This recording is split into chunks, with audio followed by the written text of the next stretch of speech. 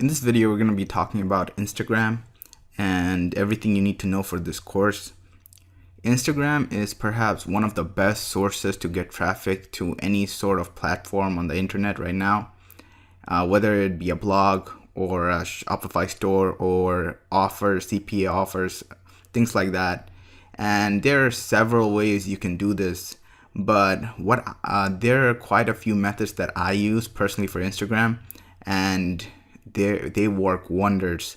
And in the next video, I'll show you everything I do.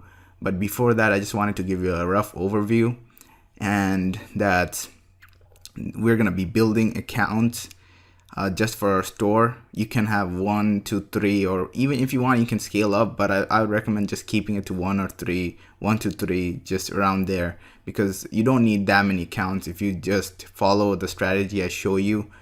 And I'll also show you how to build them up, and I'll also show you how to get traffic from other ways on Instagram. So yeah, I'll see you in the next video.